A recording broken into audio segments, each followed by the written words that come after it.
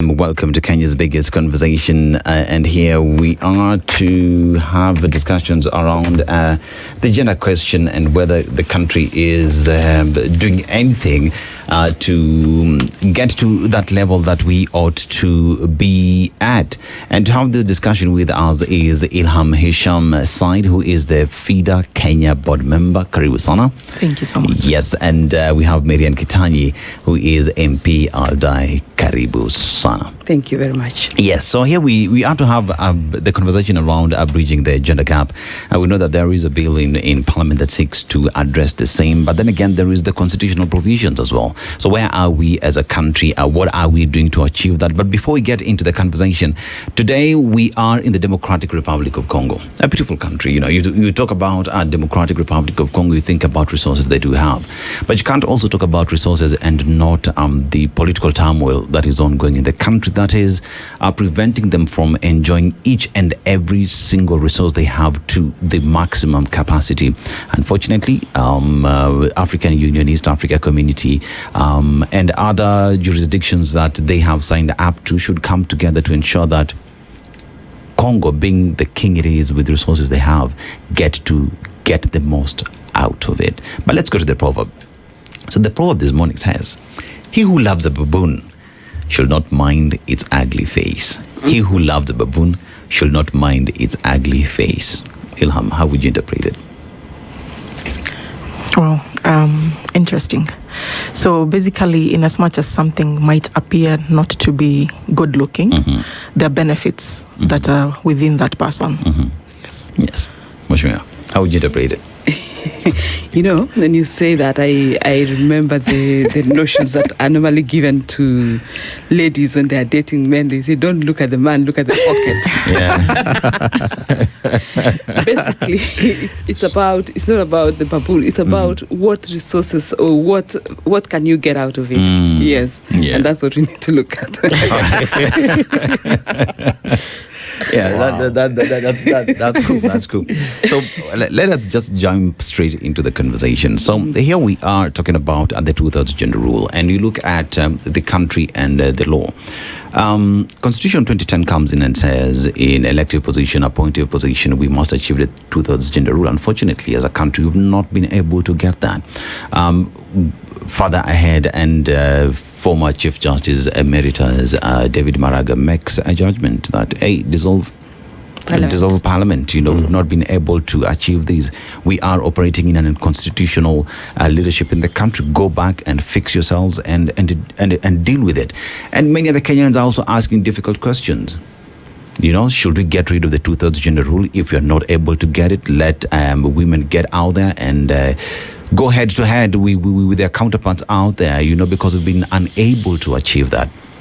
But that notwithstanding, the Senate as well are on chariot with a bill here, trying to find a way of achieving the same. So one asks the question, why is it difficult for us as a country then to see the need to have it easy for both genders to just have the same seat at the table? So, Ilhan. Yes. From FIDA, where's the problem? Sitting as FIDA, it is actually an issue. It is not just a suggestion. This is a command by the Constitution of Kenya. 15 years down the line, we are still in violation of the Constitution. The very, very law that is enshrining issues to do with affirmative action, issues to do with the 2/3 gender rule. We are yet to get there. We've had the advisory opinion from 2012, in as much as the Supreme Court then, through the former CJ, with the 5-judge bench indicating that it ought to be progressive and structured. We are now 15 years down the line. We've had over 4 cases in the High Court still discussing the issue of 2/3 gender rule. You know, like FIDA has gone to court, CRU has gone to court, LSK in as late as 2019 has gone to court. That is when now it was discussed that it is a must for the violation to stop. And that is when now in 2020, CJ Emeritus did advise the then president on the dissolution of parliament. So where are we right now? We've had several bills, from the Duale bill, from initially the Chepkonga bill, actually. But the same was dismissed because on the issue of watering down the issue of the years. If you look at the 5th schedule, it talks about 5 years. So 2010, by 2015, we ought to have already had the constitution legislated. The CIC was there. It was dissolved. This has not been achieved. It's now more than a decade and a half. The children who were born in 2010, the next election, they'll be voting. Wakokadi. Like, we need to be, as a realistic country, we need to be a democratic country and ensure that we now move to pass. Looking at the Chepkonga bill, yes, it looks at the issue of topping up the seats, Like, it's an added incentive, but we also need to have structures. So the bill, we can say as FIDA is okay, but we need to have amendments to it. Not as it is, but probably have amendments to it. Because our take is that if the issue of 2/3 gender rule can be looked at from the party politics, because it all stems from the house. Hospitality begins at home. If we really want to look into the 2/3 gender rule, can we be able to have the parties ensuring that candidates are of at least one gender? Can we have women candidates, not just nominated women candidates? So, Mheshimiwa, as a member of parliament, so she speaks about something that we also addressed the same yesterday in terms of one of the easiest way of addressing this would be through the party processes, so the nomination processes, and how then parties would be able to front more women to appear there. But as we're having this discussion, many are saying it wasn't about women. We recognize that the 2/3 gender rule is not just about women, but unfortunately, in where we find ourselves as a country today, it is women who have been disenfranchised. Why you find the conversation has largely fallen on that front. But as a woman sitting member of parliament, are we looking at these conversations on 2/3 gender rule being discussed within the political parties so that it is easier for us to achieve these requirements of the law? Allow me first to take you back and understand this gender rule issue. Where did it all arise from? And as I go back, before I go back, I think on the political space, we can say that the woman is the one that is disenfranchised. But on other fronts, like in the teaching fraternity, you go to a school and you find it's almost all ladies who are teaching, and the men folk are not there. And there are many other sectors. Every 10 vehicles you see on the road nowadays, I think about 8 of them are driven by ladies. And I think the men are now feeling like we need to have a men's conference. Aside from that, this issue of gender rule, especially the women issue, is historical in nature. And we go back to, I'm a Christian, so the Bible. And in the Bible, the first person created was a man.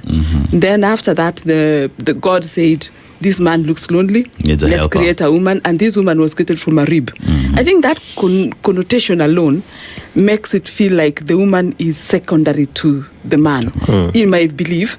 And therefore, if you look at our cultures, our traditions, and our ways of doing things, women have always been seen to belong to the kitchen, to belong to children.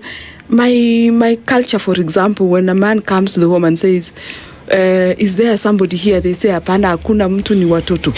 Watoto means the mother and the children. The man himself is not there. And that connotation has kind of changed.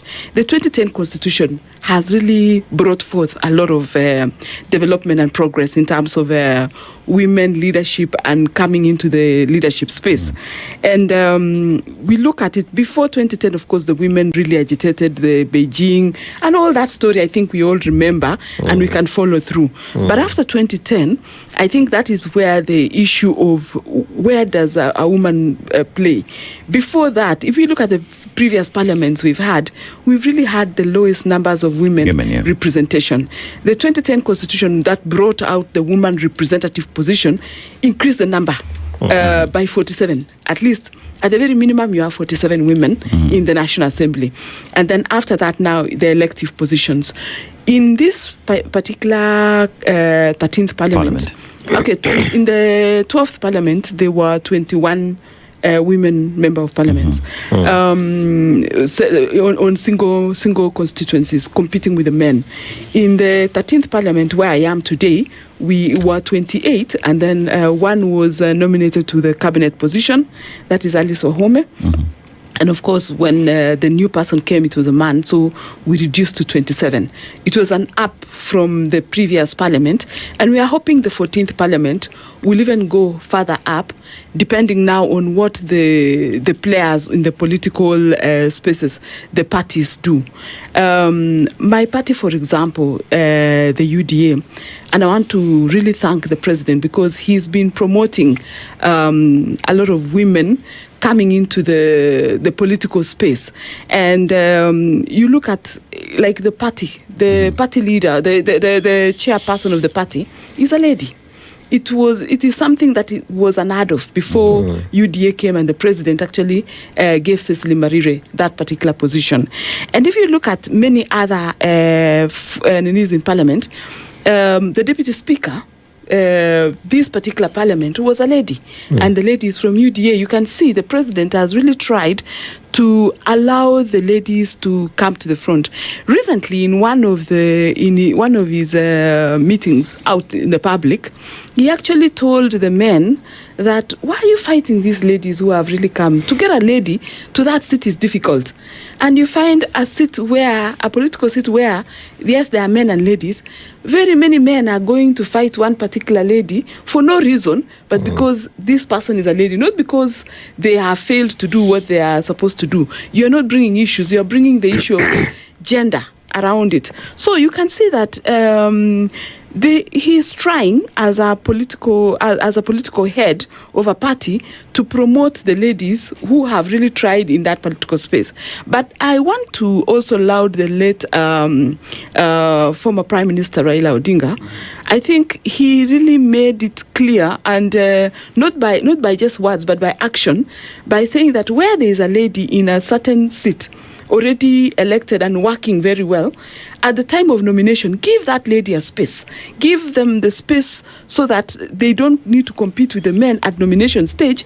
Let them get a free ticket, and therefore they can compete with other men at the elections. Yes. And that has really promoted. If you look at the number of ladies who are in parliament, majority actually are from the ODM party. And you find that has really helped. The other place where the majority are coming from also is from the Mount Kenya region. I think also because of cultural. Remember, in the cultural needs of Mount Kenya, they believe in Mumbi, the lady, who, and therefore, I think because of that belief, that cultural belief, they put ladies at some pedestal, which is different from other cultures. There are even other areas where you don't even have a lady completely as a member of parliament, in a single constituency seat. Okay. You don't find them totally. And Mheshimiwa, the story you paint is one of quite progress and looks very, very clear insofar as achieving the 2/3 rule and achieving the gender divide.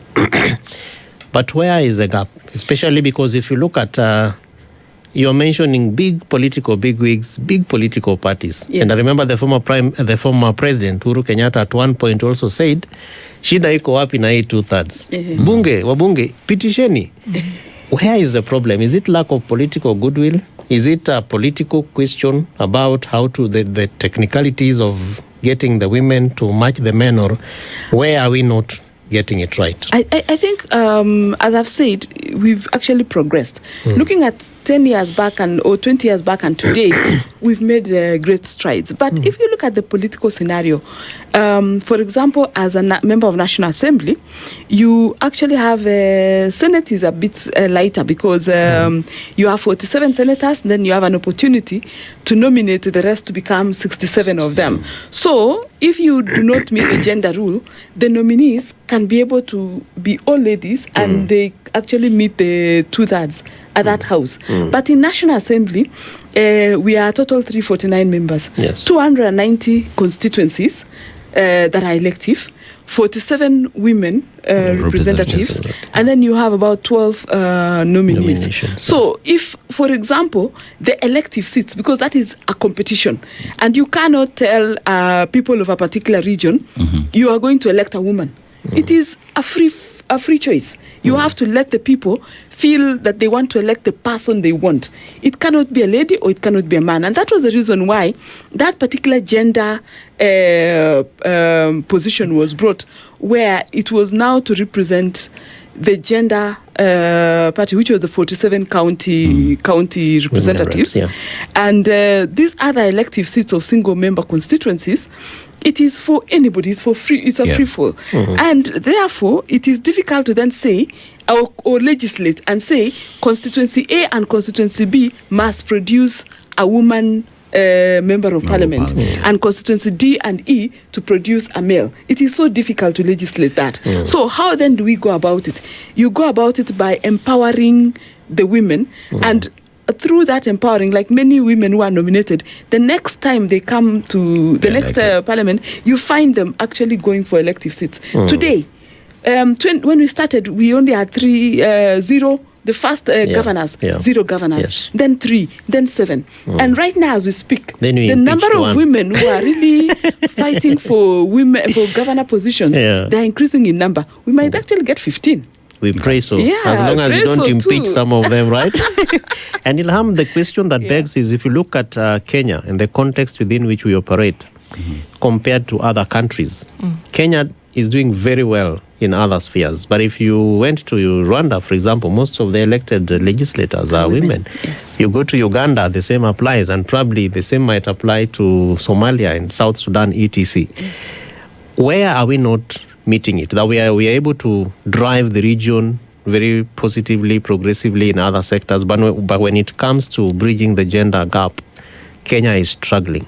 From FIDA, why do you think we are struggling, and what must we do to be able to really deal with this issue?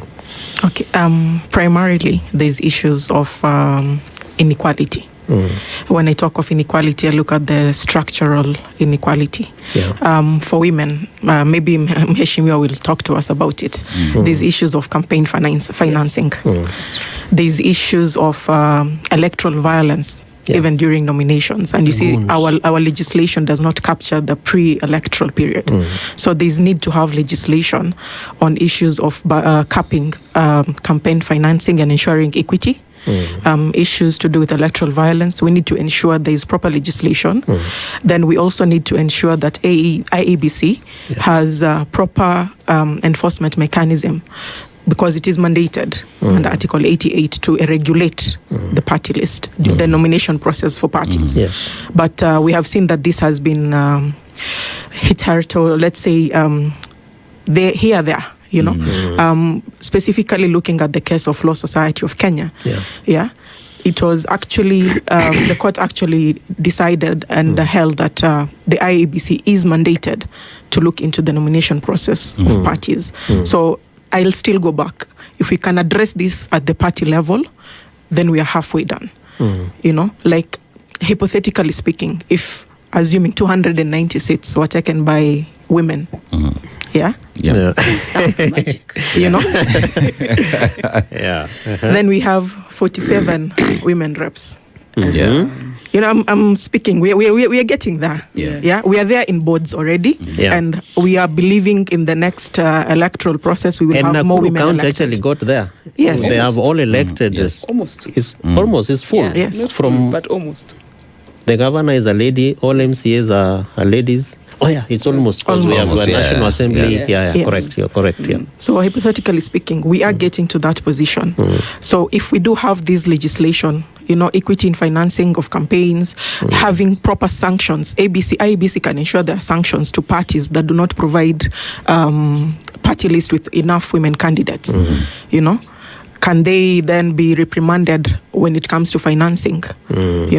Proper sanctions can be put in place. But Ilham, then one would ask the question. So, electoral positions it's a competition.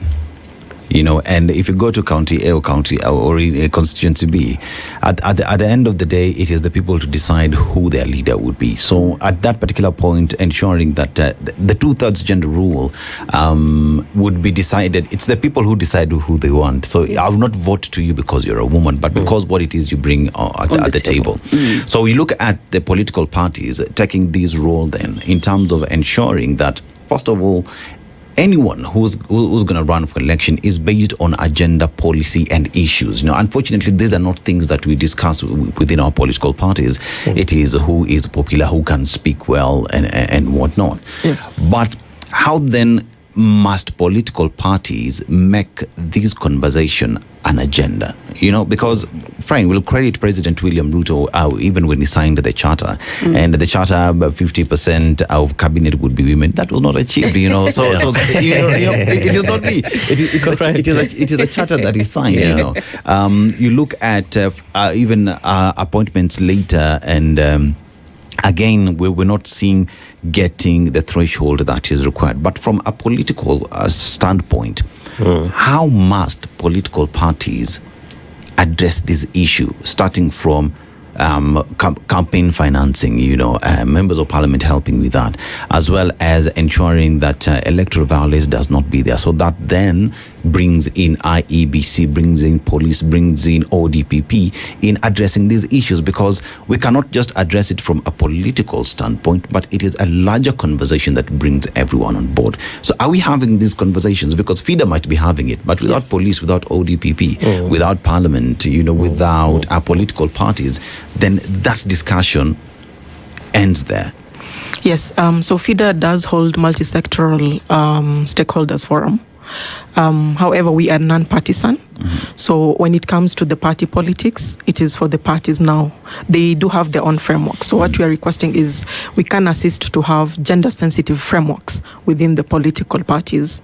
Within their own framework, they ought to have gender-sensitive frameworks. Are you able to tell if there is a political party that you would say is trying to achieve the 2/3 gender rule as we speak right now, in terms of their policy, in terms of campaign financing and policies within the political parties? I can say some are trying, not to name names. Yes. the names would be really good. Yes. But some are trying. But I believe that this is the right time. Progressively we are there now, and it ought to come from each and every one of us.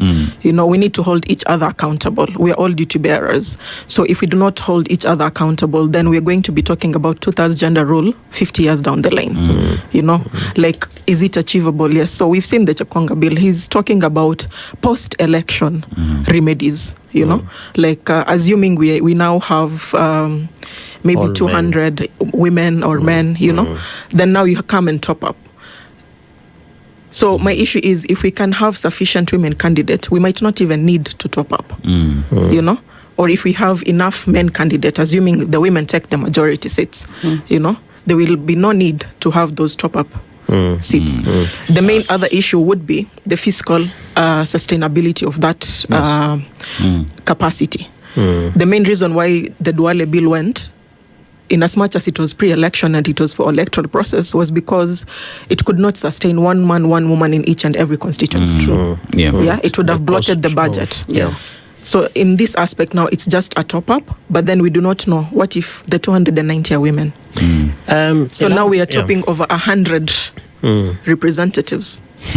Because the senator spoke about patriarchal issues, cultural issues. There are areas in this country that will never acknowledge a woman for a political space for a long time to come. Yes. For a long time to come. I'm wondering whether you've done any research in some of these areas, because we can hypothetically say that we know them, but maybe when you speak to the people, they'll be like, tunataka wanawake pia wakuje, tunataka kupigia kura MC hata governor.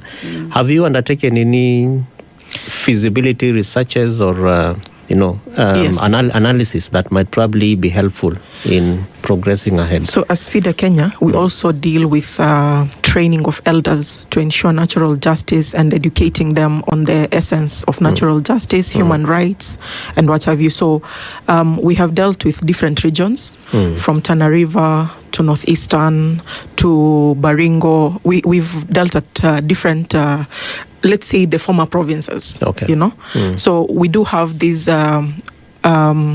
trainings. We capacity build the elders. We do also have capacity building sessions with the public in those localities. So I can say from what we have done as FIDA Kenya, we have actually even seen elders being elected within the council, which was something that was unheard of before. So it is that's women elders. Process, yes, women elders that have now been recruited in the council. So we are looking forward to also having elders taking part and sensitizing the community on the essence of having women also elected. Yeah, Mheshimiwa, we'll talk about two-thirds gender rule. Right now we're talking about the need of having more women get into leadership positions.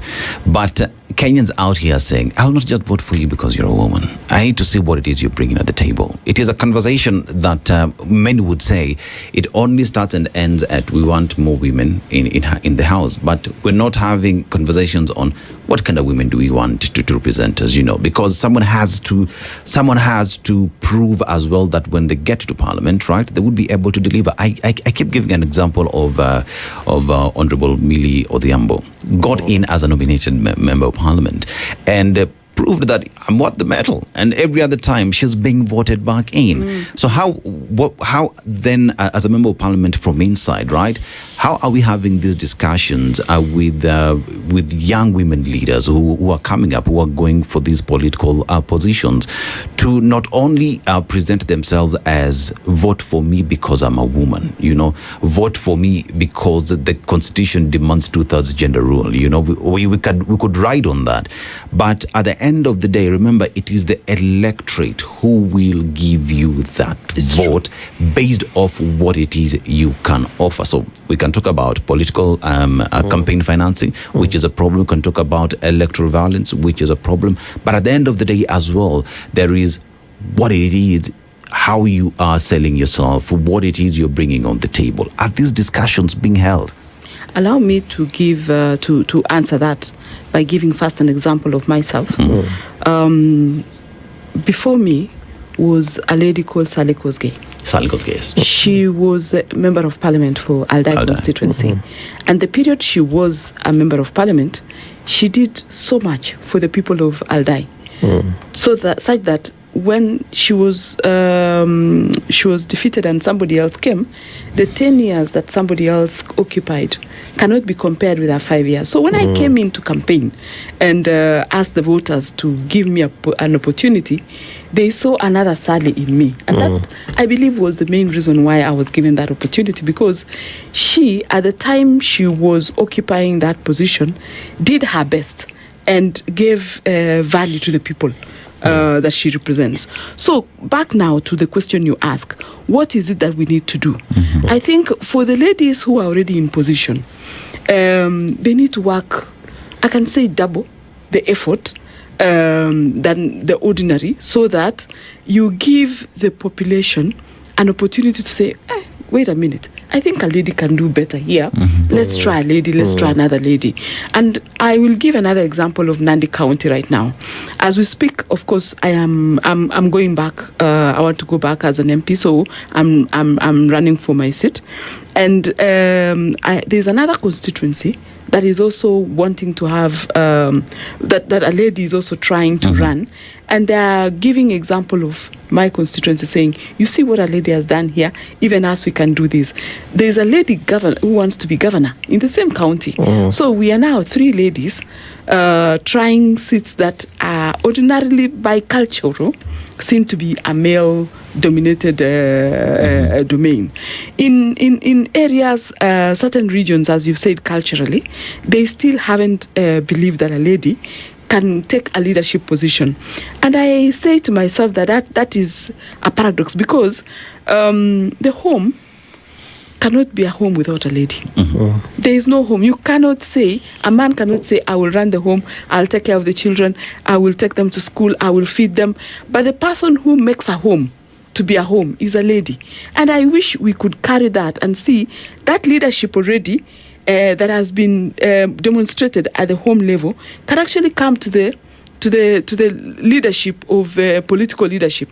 As I've said, in the boardrooms and in work environments, because of this, everybody goes to school. We all now go to school. You find a lady and a man compete for a CEO position, and there are so many lady positions or lady CEOs actually. And if we are to put lady CEOs in entities, both private and public, I think we're almost 50-50. Boards, I think, are also trying. And as I mentioned to you, schools, if you go to schools today, there are more ladies as teachers than male. But in the political space, that is the elective space. And I think because of the cultural, and more importantly, as you've said, the campaign process. Again, as an example of myself, when we were campaigning with my competitor, he used to go for night meetings to people's homes and do night meetings, which I can't do. And therefore it gives me it gives me a disadvantage. And then the abuses and the money, of course, because again, culturally, we don't own property. We are not allowed to own property. Despite the fact that the laws have now changed, you still find, I was being told the other day in my constituency by some men, this culture of giving women property is a bad culture. Go back to parliament and remove that. And you are telling a woman to go back to parliament. But you see, that alone has also helped to change the narrative, because now women can now start owning property. They can now decide on that property, and they can now own money or have money at their disposal that they can now use in the political processes. You've mentioned about curtailing or having legislation on money that can be used in campaigns. The law is there. IBC regulates, but it is a difficult terrain to regulate. To say now you're going to only allow you to use 10 million. Unlike in the US, where they have structures and systems that can monitor how much money you're using in politics, for us, it is just a law in paper. But actual implementation is still an uphill task. So what must we do to strengthen that uphill task of it? You sit in Parliament. What is stopping you from coming up with legislation? And then again, unfortunately, you are a woman member of Parliament, and this is a problem affecting women from getting into political space. True. So if we know that this is a problem and you sit in Parliament, one would hope that you propose a bill that would make it difficult for individuals, first of all, to campaign for 4 years, for 5 years, to make it easy for women to know that I can only get into campaigning 6 months to the election, because that is what the law says. We have tried as a country to get out of cash. Or carrying around cash, because the real problem here is cash, because traceability of cash becomes a real challenge. And that is where the law may be there, but when you're dealing in cash, it becomes difficult. The other thing is the cultural issue. When you go to the ground, Mwananchi wants you to give them something small. So it's like you have to, every time you convert your money into 100 bobs, 200 bobs, 50, so that 50s and and it is all cash. If we were out of cash, like in the US, it's difficult to carry cash as the liquid cash. It's all digital, and in the digital space, it is more easy to trace and be able to legislate. Where there is cash involved, it's a difficult. There's matters of cash, because the reason why I say money, my money has footprints. So even if you change the money into 500 and 100, there's somewhere you withdrew it from. And as a member of Parliament, if I ask for those details, I'd be able to know how your account looks like, how much you and ask you how you spent it during that time. So if we're talking about withdrawals of 500, 600 million, those involved on campaign financing who by law can look into your account and say, I think you're playing some games, they're able to still trace that and put you on the dock. So it's just that as a country, we do not want to do it. But that notwithstanding, no, it's just because we don't want to do it. People know exactly what they ought to do. They just choose not to do turn a blind eye. But we look at the Constitution 2010. I want us to talk about culture. The Constitution 2010, specifically under Article 11, recognizes culture as the foundation of the nation, right? Yes. And people with different cultures, there are those, like when we say the culture recognizes women as children. It is their culture. You know, that is what forms the basis of who they are. And in that culture, because everyone understands, including women themselves, that we cannot have women leaders, you know, it is them who go out there to vote for men. Then again, we also have conversation, I don't know how true it is, that women, the population of women in the country is high. It is the very same women who are voting in men. So actually we are 51-49. 51-49, right? 51-49. Yeah. But as we have the discussion, mine is how do we reconcile the culture that there is? How do we reconcile the law? And how do we make both of them work to achieve the 2/3 gender rule? Thank you so much. Primarily, any culture that is contrary to the Constitution is null and void to the extent of that contravention. So speaking about cultures that are archaic, so to say, it is already a nullity and in contravention of the Constitution if you look at Article 2 of the Constitution. So the Constitution also has to be read as a whole, not an article per article reading. Yeah, so number one, it is in contravention, so it is not in light, or it doesn't breathe to what the spirit of the Constitution speaks to. Secondly, there is need for more sensitization. We need to have, because it's all about mindset. You know, if we have people buying in, Hisham has already indicated, she got the buy-in because her predecessor had done something well. A job well done deserves another hand. And that is why she got it. So as FIDA Kenya, we also have what we call Women Leadership Academy. We normally host it annually, just to train and ensure we are empowering women, giving them strategies on how they can be able to ensure that they get their seats. I want to ask the question, and I want us to be honest. Yes. There is, what you said, there is the spirit of the Constitution. There is reading the Constitution article by article. And many Kenyans, I'll read that article, I'll just go on Google and look it up and say, this is what the Constitution says, you know. So there is a need for further engagement with the Constitution, and this has to be pushed by all stakeholders, you know. And unfortunately, it is women again who has to push this even harder to ensure that people understand it, you know. What is called the spirit of the What is called the spirit of the Constitution? Because you've said you have to read Article 2 and Article 10 for you to understand what this says, right? But you see, not everyone is a lawyer. Not everyone deals with the Constitution on a daily basis the way you do. So there is the failure of stakeholders in implementing the Constitution and ensuring that the citizenry understand the Constitution. Because you see, if I belong to my culture, there are those who say, if you want to speak to the soul of an individual, you speak to them in their mother tongue. You pretty much get into their culture for them to understand what it is you're saying, you know. So if you want to come challenge my culture, you know, that is bond of contention. I'm going to fight you because you have no right to get into my culture. So my question then is, there is the Constitution, there is the spirit of the Constitution, there is the culture as well that is in the Constitution. How do we marry them so that we say, based off the Constitution and the culture that we have, we are able to marry them together and we are able to work within that? And then we now come to the difficult part of the political parties as well, dealing with this issue within the political parties, nominations that are there, and also just coming up with the legislations that will make it easier for us to do that. It is a lot of work that ought to have been done 15 years ago, not today. So where's the laxity? Mheshimiwa, are you guys sleeping on the job? As I've told you, I think there's been a lot of progress in terms of women coming into political space and political leadership. And if we go back to those parliaments, there were parliaments that did not even have a single lady, to when they had one lady, 3 ladies, and now we're talking about 98 ladies in the National Assembly right now. And I believe in the 14th parliament, there'll be more, because I see a lot of interest in almost many seats that many ladies want to come.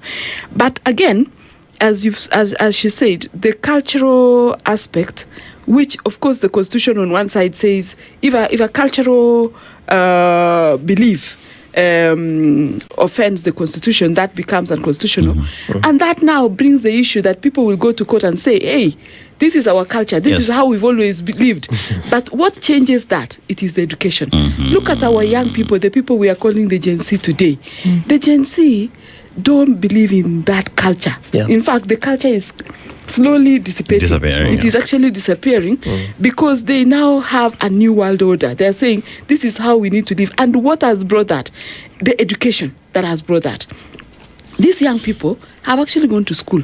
And when they went to school, they met Anjeri, they met Achebet, they met Aundo, all those together in one class, who then felt, and wait a minute, who is this who says I am a woman and cannot do this? Who is this who says I am a man and cannot cook in the kitchen? Who is this who says I am this and cannot do this? And they've actually tried to defy. I'm looking at 15 years to come being a different world order and different dispensation. The cultural aspects we're talking about, instead of someone going to court to say, or someone running around and saying, my culture is being defiled by whoever. I think the young people and our new generational change and the internet, of course, is going to change the way we look at things. And just as I mentioned, property ownership was something was unheard of 15 years ago, 20 years ago. You couldn't hear a woman owning a property or being transferred to a property belonging to the father. You'd be told, go to your husband, let your husband give you property. But today, there is a discussion. The woman says, yes, even me, I have a right to this particular property. Let's share it equally, let's share it whichever way. And in the next few years to come, and even us as parents, because we are now parents of children, and we have children of both sexes, we actually, even in our wills and everything, are writing properties to our children equally, irrespective of whether this is a woman who will be married off and this is a man who will stay with her. We don't consider that anymore. And also, looking at it in a deeper perspective, the person who even takes care of you in old age is that very young girl. Is that very girl that you are saying should not own property. So, at the end of the day, I think our way of doing things and the education system and our laws and legislation that we've put in place are slowly turning the tide. It is not as fast as we want, but it is slowly turning the tide. And I want to bet today in this studio that 2027 will bring in more women, both at MCA level, at a member of parliament, at Senate, and at governors. Amen. Yes, and I was actually hoping that one day we would have, if not a president, a deputy female, who is female. President. Tanzania did, and today they have Suluhu. And Ilham, if you look at what Mheshimiwa is talking about, the cultural aspects, the kind of progress that is being made, the awareness levels, even of the younger generation, is becoming quite enhanced, strengthened, and is growing by day. And as that happens, of course, the political class, the elderly ones are not asleep. And there is this phenomenon called negotiated democracy. Earlier on, you mentioned certain counties that FIDA has worked with and in, and the kind of work that you have done.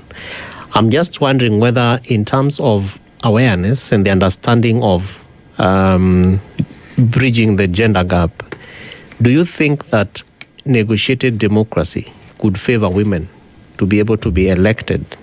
First of all, to be accepted and then elected, so that as the elderly politically aware members are negotiating for offices and space, the women are actually negotiating for representation, to be the ones right at the table. Yes, negotiated democracy definitely would give it a plus. Speaking of culture and what you're saying and what Honorable Keitanya said, there are places that you would go, they would not even allow you to sit as a woman with the elders. Yes. Correct. So we need to respect that, and we do have our male counterparts who come in to address such issues to the extent that now we can be able to have a meeting with them. So it is work in progress. We're not saying that this will be done in less than 1 year to the 2027 elections, but it's work in progress. So negotiated democracy is more than welcomed. And Mheshimiwa, because you are a living example, because even in Aldai, the cultural space there. The context is not as welcoming to women. True. As we head towards 2027, and SpiceFM has millions of people, including the globe, listening and watching, what is this one thing or two things that you'd probably encourage women who are struggling to even, say that I want to run for office in 2027, but if I look at the area where I want to run, the kind of difficulties that I have to go through becomes so insurmountable? What is your 1, 2, 3 words to I them? have met many ladies who say, I really admire the way you're doing things. They say, I wish I could even have a quarter of you. And I tell them, you can have the whole of me and more. Because it is all about inward, telling yourself from the inside, I can do it. Yeah. And the moment you tell yourself, I can do it, then everything else becomes, they say, this runner, Kipchoge said, unlimited is nothing. Yeah. So everything else becomes unlimited. So it is the inward, and it is about breaking that. It's an ice. Yeah. You break that ice ceiling and say, let me get out. Let me do it. The ladies who have come out have actually have broken that glass ceiling and said, we can do it. And many of them fail, but majority of them also succeed. But when you fail, it doesn't mean that you now go and collapse and disappear totally. Come out and say, I will try it again. I know it's difficult, but it is something we can do. The only major thing is that because of the patriarchal society that we have, as you're trying, the male try to pull you down by talking about things to do with sexual issues. They start talking about cultural issues. They talk about what. But I think sometimes you close your ears to those kind of negativities and focus on the positivities. Because anyway in life, human beings are said that they want to pull another down. Yeah. That's the normal thing about human beings. But it is worse for ladies. But I think if you close your eyes and ears to those kind of negativities and push ahead, you can't be able to cross that ceiling. I talk to our ladies, our young girls in schools, because many of them say, I want to one day become a member of parliament. And I tell them, not even a member of parliament, you can become the president. I want you to look bigger. And because they say aim high, you will reach somewhere there. So aim high, look bigger, and work hard. And from where you are right now, in class, do it better. And when you do that better, it gives you that confidence, and you're able now to do it even better and better as you go. The Gen Z movement that we saw in 2024, the face behind the Gen Z was a young girl. You saw it. It was a young girl who said, we want to fight for our freedom, we want to fight for our rights. It was not a young boy, it was a young girl. And you can see that girl broke the ceiling and said, I want to fight for it. I'm just wondering whether they, in terms of the acquisition of the nomination certificate, must they know someone in the political party if they are running through a political party? Not really. Okay. Do your thing on the ground. Okay. You will be picked up. My question would be, we've talked highly, we've actually spoken highly in terms of where we are, women leadership and all that. But there is also the flip side of it. Other women leaders who are in office today have pretty much just let Kenyans down. And we have we have women leaders who are there and they're doing their thing. We have to give them their flowers, but we must as well just say that those who are letting Kenyans down, and that as it may, in a space where we have fewer women in this leadership position, when one lets Kenyans down, it is highly publicized. It is what Kenyans will see, and many would also say, "Kama tuliwapatia opportunity, and this is what you did. Why should we even care?" So you have to deal with that factor as well, and then brings women as well on the table and say, what is your responsibility in calling out your fellow women who are letting Kenyans down, because it is making things difficult for more women to be elected into office. Ilhan, we will talk about changing the culture. We'll talk about reading the constitution, the spirit of it. But when someone has been given an opportunity and has messed up, Kenyans will say, I mean, there's a section of Kenyans, let me not say Kenyans, there's a section of Kenyans who will say, but we gave you an opportunity. Look at what they did. Why should we even bother moving forward? We might as well just we might as well just remain doing what it is we are used to. So how do we have these conversations among women to as well praise those who have to be praised, but call out those who have to be called out?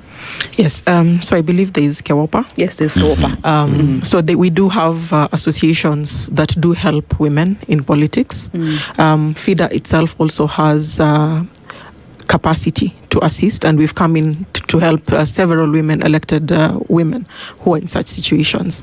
But one thing I'll say, which is something that has been repeated over and over again, we are in a patriarchal society. We cannot wish that away. You know, one thing that a woman would do wrong, we've had more than 50 men doing wrong, but we don't hear people sleeping, waking up to it every day. But one tiny thing that a woman would do, yes, it's a wrong, and a wrong is a wrong, and we'll call it out, but it should not be ingrained in us such that now every other woman cannot hold capacity or hold office by virtue of that person. We've had over 50, 100 people. In fact, if you look at the society, they tell you, in fact, in Kenya, if you do ABCD, then you are more recognized, you are more valuable, unfortunately so. You know, and we want to wish away such thoughts. We need to now start looking at matriarchy as a society.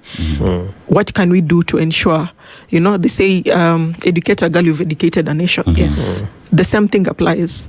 Can we have more women taking up spaces? You've talked about issues of how can we get them there. The first thing is for people to come out. We've had situations where we've trained leaders whose own spouses were not up for them to run. They were doing campaigns without their husbands knowing that they were actually campaigning, only for him to come and find out that the woman has now been elected. In some areas, the husbands are campaigning the women themselves. In some areas, they even keep the ID cards. Exactly. You know, and this is where we find ourselves today. That 2/3 gender rule is a problem for us, but that we should not stop there in moving forward to achieve it. Each and every single person has to come on board and put in the work. Where others do wrong, we call them out. Where others do right, we praise them. And that it is not only a conversation for Spice, it is actually a conversation for the nation. We need to change our cultures. We need to read the spirit of the Constitution and understand it, you know. And the men folk need to be at the forefront, because they have a wife, they have a daughter, they have a sister.